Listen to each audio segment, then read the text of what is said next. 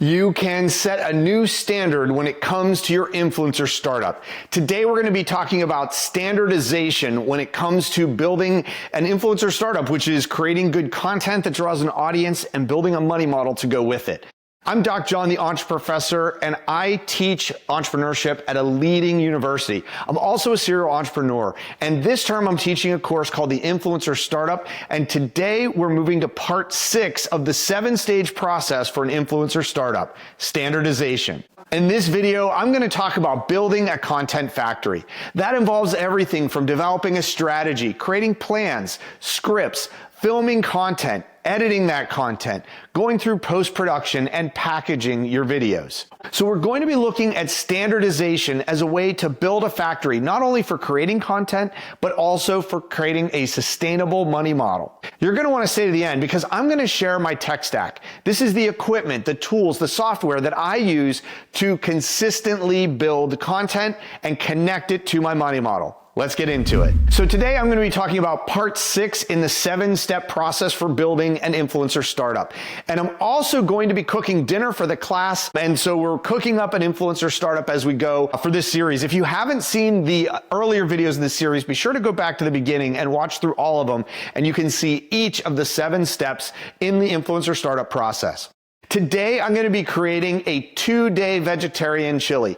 This is a good one to look at when we think about standardization because it's really important to follow the process so that everything comes out the way that we intend. The reason this is called a 2-day vegetarian chili is that the beans have to begin their prep a day early so that they're ready. I used a 15 bean blend here to create the beans that are going to go into this chili. And these actually take 2 days because in the first day, you need to bring them to a boil and then you need to let them soak overnight so they're just right.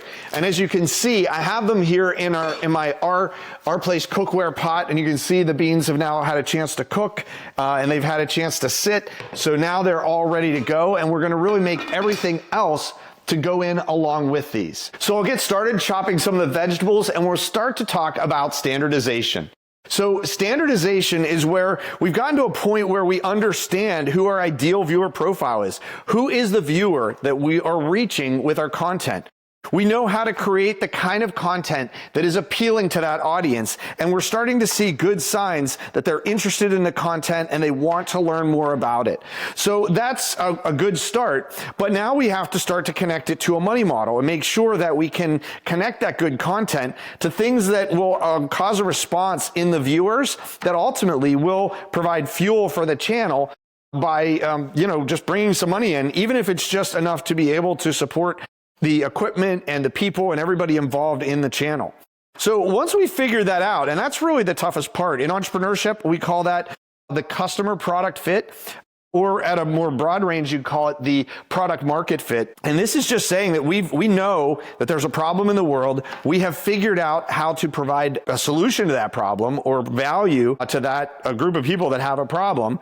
And now we want to be able to do that in a sustainable way, and that's where standardization comes in. So what's involved with standardization? And this is true with any entrepreneurial business, but it's particularly true with a content or media type business because there's really 2 layers to it. We have to figure out how do we create content that just draws a following and gets engagement from a following that drives the algorithms and so forth. And that can be challenging in and of itself, but then we also have to have a really clear money model. How are we going to then bring these individuals into a place where they are activating the money model in some way? And whether that's affiliate links, whether that's products that you sell, whether it's brand deals or anything like that, you have to have that good following that really justifies whatever your next step is, and a way to bring them to that place where your channel is starting to bring in some revenue. And again, oftentimes people will say, I don't want to create content just to make money. And that's okay. You don't have to be looking at it as a way to get rich. Not everyone will be the next Mr. Beast. But what Mr. Beast did early on and has always done all the way through, even though, clearly that's a business that could be tens of millions or even more than $100 million a year. But the reality of it is the type of content that he creates today often is made possible by the money models that he has in place. And so that's why those are important. But standardization really involves a number of things. First of all, it involves systems, or what are called standard operating procedures. So now that I've been doing a couple of these cooking videos, I have a bit of a standard operating procedure on how I go about it. I have to set up the kitchen a certain way. I have to clean the kitchen thoroughly. I have to get all of my ingredients together and get them ready and get them set up. I have to place the lighting. I have to get my script where I can see it. I have to get the cameras set up and ready to go. I have to make sure that my mics are operating properly. I had one video where I didn't get the mic on properly. I didn't test the mic. I didn't follow my usual standard procedure to make sure that the mic was working. And sure enough, I recorded an entire video with no sound. And I had to go back later and re-record the audio, and I had to be very creative because I'd already made the food. So I had to go back and essentially say, this is kind of a voiceover. It's not really going to match up, and I had to match it up a different way. And so those standard operating procedures can help us to avoid those kinds of mistakes. And so that's the first step of creating a standardized process, is having those systems in place, the kinds of content you're going to create, the pace upon which you create them, and a way to make sure that you're following the same process, the same recipe every time. Very much like I follow a recipe when I'm cooking a meal, I'm going to follow that same recipe every time when I create video content. So the next part of standardization is workflow. And that's really just coming up with a consistent workflow, the steps in the process that you will go through. And so for me, when I'm creating video content, I'm going to follow steps like I'm going to develop a strategy. What's the strategy for maybe not even just maybe not a video, maybe it's a whole series. Like in this case, I thought I'm going to be creating content for my class about creating influencer startup, and I'll bet that this would be interesting to some people who watch my YouTube channel, or those that haven't found my channel that are interested in this topic that might find it as a result. So it's really part of my strategy to do a whole series on the influencer startup, and this cooking up an influencer startup would be a good example of a strategic approach. Next is the plan. So planning out, what is my content going to be? One of the things I've been wanting to do is to build more on my 7-step process for entrepreneurship and apply that to an influencer startup. So the part of the plan was creating a video for each step in the process. And we're on step number 6 today. So if you want to see the previous 5 or also the introduction video, you can go back and look at those, but I had a plan for each video and how they fit into the larger strategy for this series. Next comes scripting. So I need to have a good script for each video, and I have to think about what it is that I want to say. And one of the things I've found is I don't do that well when I have an actual written script. So at one point I would write out a video script from beginning to end, and then I would try to remember it or try to say it right, and then I would get all tripped up. And so one of the things I found is I don't really want to have like a point-by-point script or a written transcript of what I'm going to talk about. Rather, what I want to do is I want to have just a whiteboard that has my topics, my themes, and sort of the steps that I'm going to go through. And so my script is really a set of guidelines to make sure that I cover all the things that I want to do. But then from there, once I have that script ready and once I've done all the preparation, in this case, the preparation involves also like ordering the materials I need, choosing the actual item that I'm going to cook in the series, as well as the topic that I'm going to cover. So I have to get all of my all of the food materials ready to go. I have to get the kitchen ready to go. I have all this preparation. I have my menu chosen.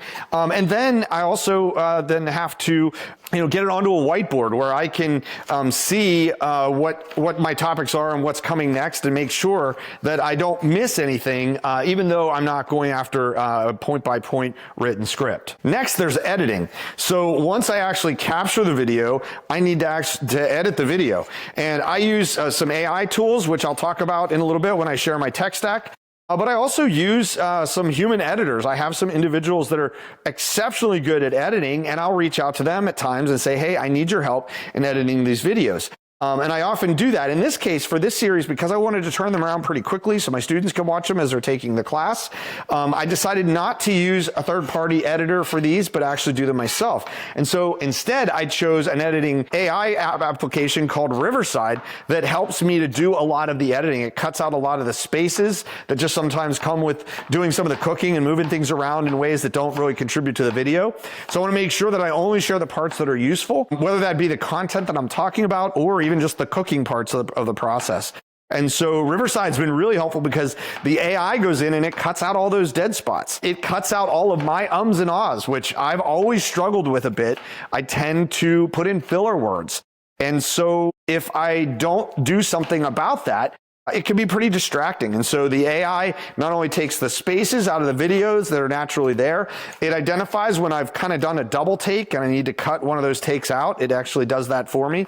And it also starts to get rid of those ums and ahs, or at least reduce them so that they're not a distracting part of my video. And so this is where part of my process is just having the tools in place to handle the editing and have the tools that are going to help me to get the end product I'm looking for in a way that's cost effective and also quick and efficient. Once I've completed the edit, we go into what I call post-production.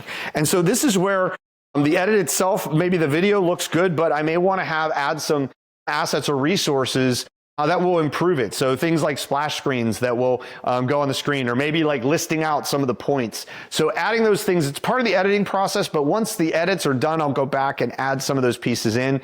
I'll make sure everything's lined up. I'll go through and watch it a few times and make sure it's right, and may involve some follow-up edits. It's also getting ready to put the video on YouTube, to upload it and get it started. And that takes me to the last part, which is packaging. And so this involves the thumbnail, it involves the title, it involves the description, the SEO, and I'm using tools like ChatGPT to help me to put this information together. I'm using things like Gemini and Canva to create the thumbnails. And the titles, I use AI that's been trained to help me pick out the best title for the video so I can hopefully get a good click-through rate. So now I've started to get my vegetables chopped. I'm starting to run out of space on the cutting board. So I'm going to move over and start to set up a frying pan. I'm going to put some oil on the bottom and I'm going to cook up the onions and the carrots and the peppers and the celery. And I'm going to get that all cooked up along with some of the garlic and things like that, so that that's all ready to go in with the beans. So I'm going to take some olive oil here. We're going to do about 4 tablespoons into the frying pan. This is also from Our Place Cookware.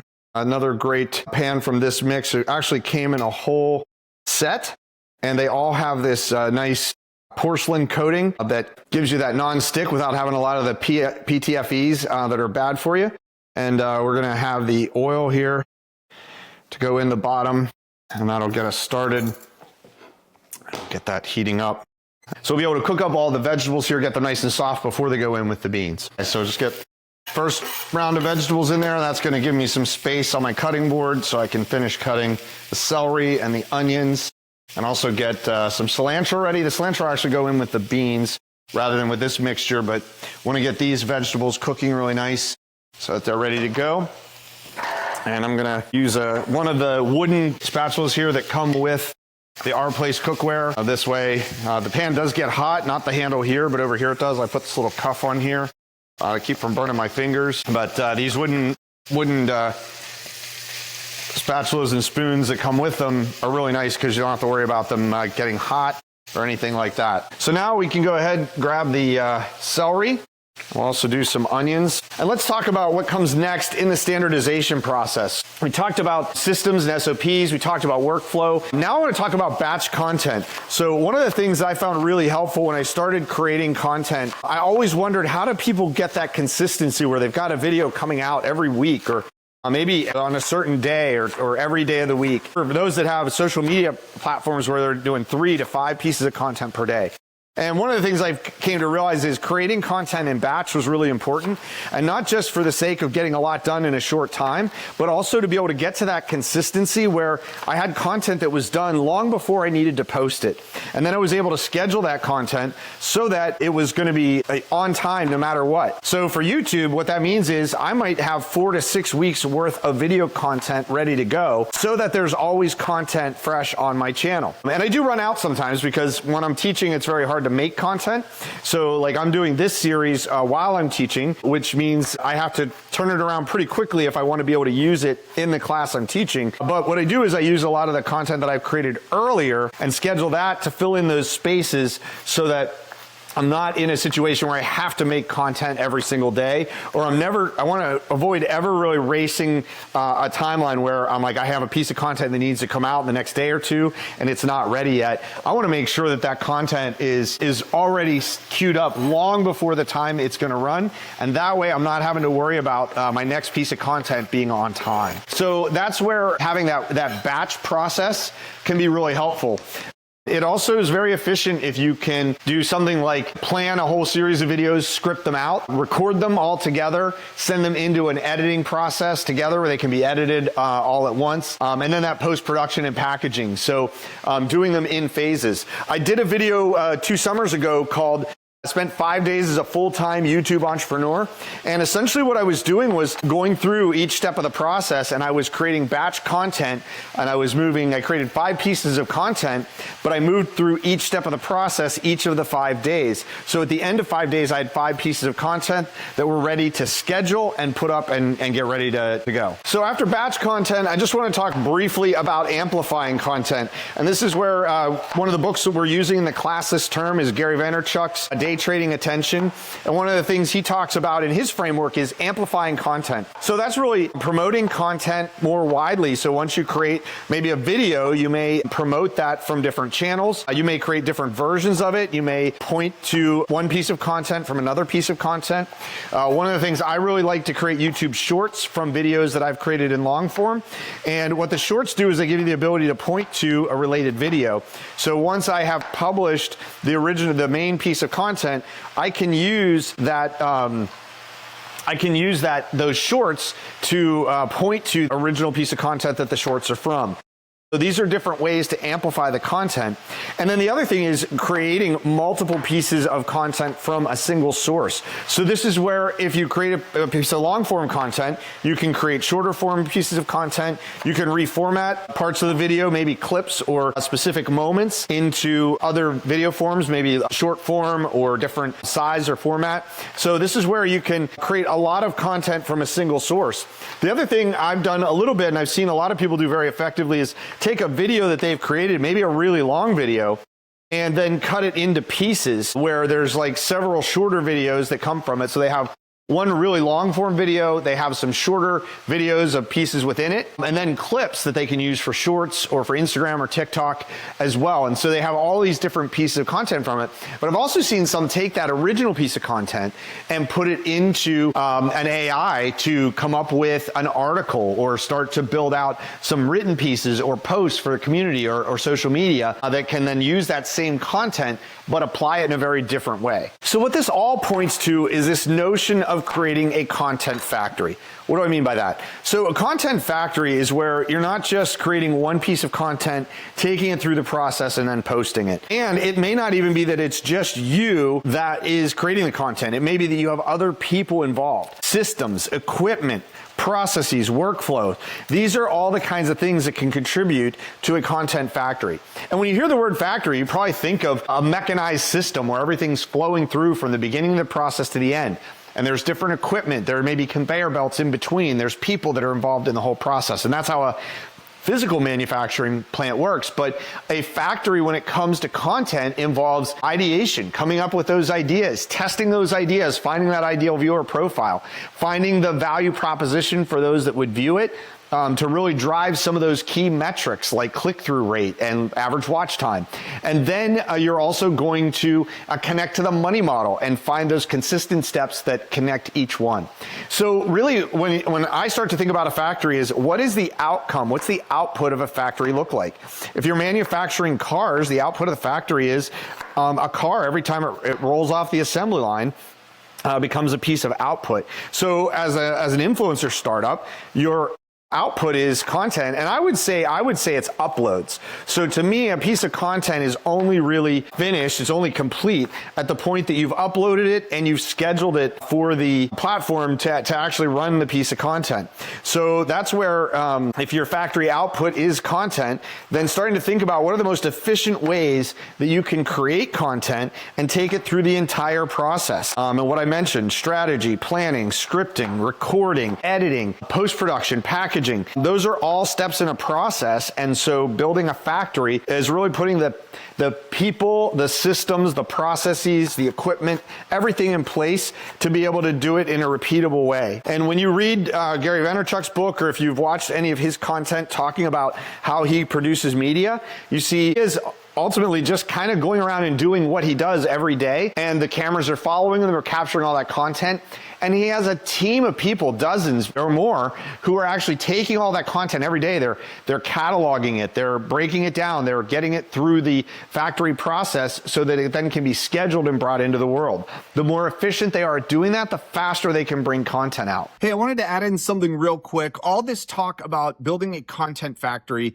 could be misconstrued a little bit. And today I was listening to a podcast with Sean Cannell and Nate Eschwein from Think Media. They were talking about a report that just came out. They've discovered from some of the YouTubers that they've been coaching with that YouTube has actually demonetized some channels and even canceled some channels because they had the kind of factory that was really just creating regurgitated information, maybe even borrowing content and topics from other channels, or even copying like transcripts and then running it through an automated process with all AI capabilities using the same formula. And as a result, it's actually being flagged as this is kind of garbage content, or this is spam that's happening on our platform, and they're really cracking down on it. So I just want to be clear that when I talk about building a content factory, I'm not suggesting that.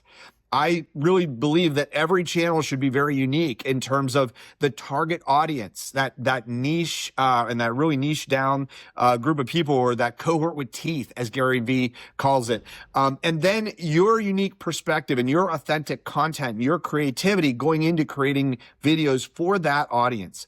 And so when I say build a content factory, it's really use a consistent workflow, use a consistent approach in terms of equipment, people, processes, procedures, and also use automation where it's appropriate. And I am a big fan of using AI to accelerate and optimize your work, but it should always be to increase the quality of work that you're doing and to be able to get the most impact for the time you're putting into it.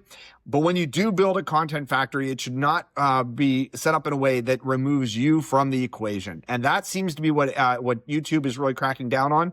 I assume if YouTube is making this kind of a move, the other channels are going to follow. It's another great example of why it is so important to engage with your audience in a way that does not depend on the platform, because the platform is really how you deliver content to your audience. It should not be the core of your business. And so if your revenue streams are coming from things other than platform monetization, you'll be insulated from this, and your efforts to build a content factory and a monetization or a money model factory will allow you to get the most impact for what you're doing, and also to activate your audience in ways that will expand your reach and your influence.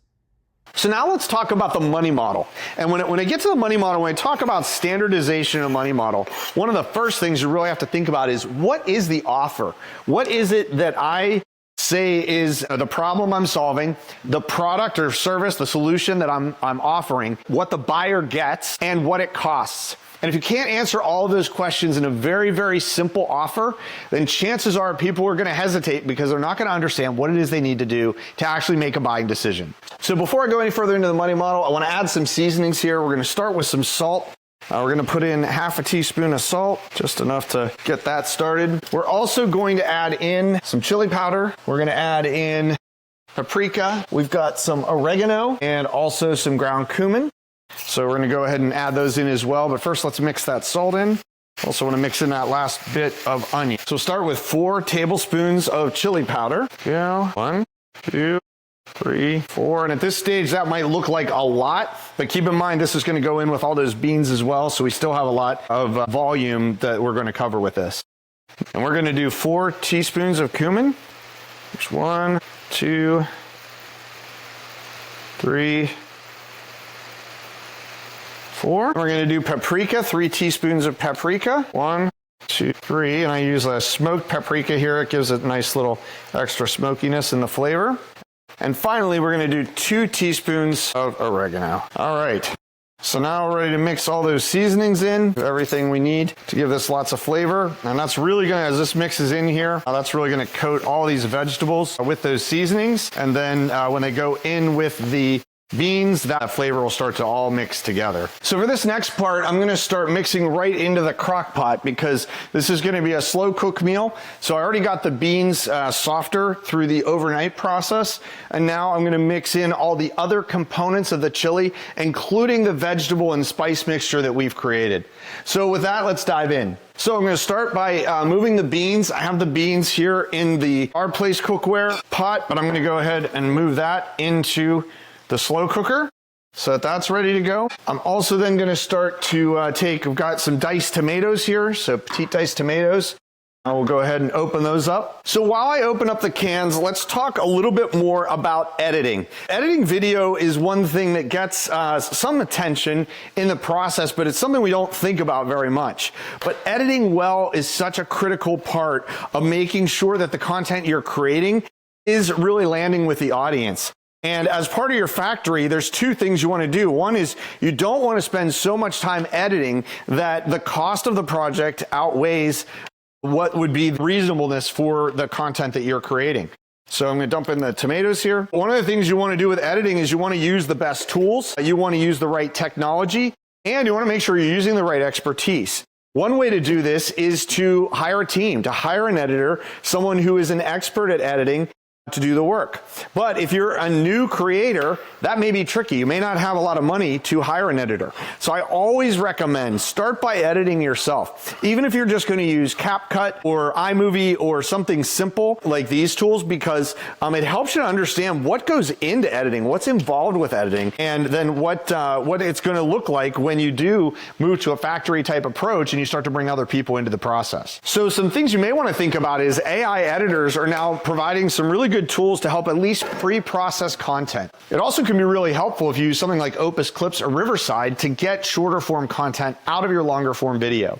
But these AI editors can really help to boil it down to just the content where you actually have good content ready to go. And even if you're going to go to a more conventional editor, at least it helps you to start with a lot of the work done in advance. One of the things that I like to do when I'm editing is I want to make sure that I include everything that's important to the story I'm trying to tell, so I'm not missing anything. But I also want to make sure that I don't have anything that doesn't need to be there. So one of the things I'm doing is I'm comparing the actual content of the edit to what my plan was. And then really, does it have everything that I need? Am I missing anything? And is there anything there that's redundant or doesn't really need to be there? Because the one thing I don't want to do is I don't want to have so much content that people get bored and don't want to continue watching. The other thing I want to do with edits is I want to make sure that I'm moving the action around enough that it doesn't start to get stale. So that's where some jump cuts or some changes in the angle or even just moving in a little bit closer at times can be really helpful. I'm also going to want to use transitions. So you'll notice whenever I have a splash screen come on or some kind of a visual on the screen, I'm going to use some kind of transition, one that's not going to be distracting, but one that's going to at least give some movement and some dynamism as the video is coming through. Part of good editing is making sure you record without a lot of breaks or transitions or a lot of pieces you have to cut out. So when I record interviews, I actually tell my guests up front that I'm not going to do any editing. Once we get started, I treat it like a live stream, and that way everything that happens in the discussion stays in the video. We don't try to move any of the pieces out or try to get specific about cutting the details. We just treat it like it was live, and if we say something that didn't quite make sense, we just kind of either correct ourselves or move past it, but ultimately looking for ways to make sure that we don't have to do a lot of editing in between. Okay, I'm going to add some broth into the mixture here, and we're going to be ready to mix in also all the vegetables. Put in 4 cups of broth. So that's going to give it a lot of volume at this point. A lot of that's going to cook off as we go, but that's going to give us that nice mixture. And I'm going to go ahead now and move all of the vegetables into the pot as well. So now we have the beans, we have the tomatoes, we have this vegetable mix, and we have the broth. So that's coming together nicely. And then we're going to slow cook this for 4 to 6 hours. The beans are soft, but they're not finished. So we're going to make sure that it's going to cook for a long time to make sure those beans are to their final state. And some of the spice will start to work its way through here. And you can see this is going to be a nice hearty chili. It's got the beans, lots of vegetables. It's nice and colorful. Before we wrap this part up, I'm going to add in some vinegar. I'm going to use red wine vinegar. I'm going to do 4 teaspoons. It's going to give it a little tanginess. Mostly it's going to be absorbed, but I like to give it, this is like a little added tanginess here. So we'll say 1, 2, 3, and 4. We'll go a little light on that last one because we got a little heavy on the first one. And then we also want to add in 2 bay leaves. There's our 2 bay leaves. Those will come out later, just like with any kind of soup or anything like that. But those will permeate with some nice flavor there as well. And then finally, I'm going to chop up the cilantro and add that in just to mix in to give a little bit of flavor as well. Okay, so to finish up, go ahead and mix in a couple teaspoons of cilantro. Kind of lightens up the flavor just a little bit. So now this is going to be ready to heat up about 4 to 6 hours, and it will be ready to eat, along with maybe some cheese and sour cream and a little more cilantro as a garnish. So before we go, I want to give you some insight into my tech stack. So these are all the tools and technologies that I use for my content factory. I've shared before in one of my YouTube shorts, I use a Sony ZV-E10 camera. I use the DJI wireless mics to get the sound. I also have 2 tripods, one for the camera and one for my phone. So if I want to get separate angles, I can do that as well. I also use a GVM grade video maker light, like a lantern light, to give them a little bit more light as a fill light, as a key light, so that I have good visuals. But these are some of the equipment that I use when I'm creating a video. But the real tech stack is the software that I use. I use Riverside as an AI platform to pre-edit all of my content. I do my side-by-side interviews on the platform. I also use it to cut out all the fluff, to get rid of the ums and ahs, to do some of the audio enhancement, which gives me better sound. It also helps me to edit in ways that take a lot of the time out of conventional editing. But I still haven't gotten to the point where I'm ready to let go of conventional editing. I use Camtasia to do this. That way, if I have a place where I really want to do a precision cut, or maybe want to overlay some different things that would be harder to do in Riverside, I'm going to use that more conventional editor for those kind of cuts to add my outro and my music and some of my overlays and transitions. I also very heavily use Canva. Canva is particularly helpful when I'm creating thumbnails, but it's also very helpful in creating a lot of the visual effects that I put into my videos. I haven't been very fond of the Canva AI, but I have started to tinker with Gemini's image AI generator because it does a really nice job of creating thumbnails and other visuals. But really the big piece of software that I use almost constantly throughout the process is ChatGPT. I have spent years training ChatGPT to understand my content and the kind of content that I'm creating. And it's very helpful, not only in the strategy and planning, but also scripting out the videos. It's helpful in creating a lot of the post-production and packaging content. So things like descriptions and titles and different things that I'm going to use for SEO to make sure the video gets views. It also helps me to come up with title names. I use a specially trained AI from Think Media that helps me to create titles that are not only relevant to the video I'm making, but also have the elements that are proven to get lots of clicks. And so that impression will lead to a click-through rate and ultimately hopefully lead to someone watching the video, maybe activating my money model. And the last piece of AI that I use is Otter, and this is a transcription software. I use this because it helps me to find content later. So if I've recorded content, I've run it through Otter, it will give me a transcript that's searchable. I can also use the AI assistant in Otter to ask questions or find the content that I'm looking for.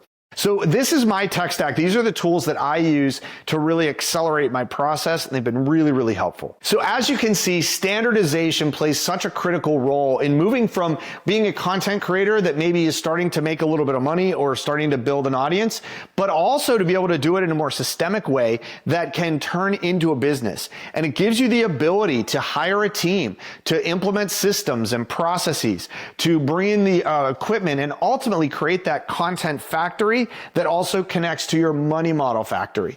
And these are the things that are going to make your business easier to run. It will give you the ability to do more with the resources you have. And ultimately, it's going to help you to really build the business into a way that doesn't require you to do as many things in the process. And you can focus on coming up with great content and creating it, and having the confidence that your content factory and your money model factory are going to do the things they need to do so that you can keep doing it. So I hope this was helpful.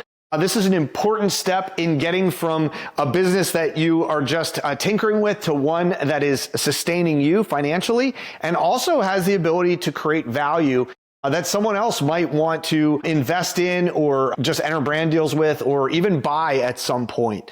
And so that long-term value that you're creating is where you're really building an influencer startup. If you like this video, be sure to subscribe to the channel. Check out the earlier videos in this series.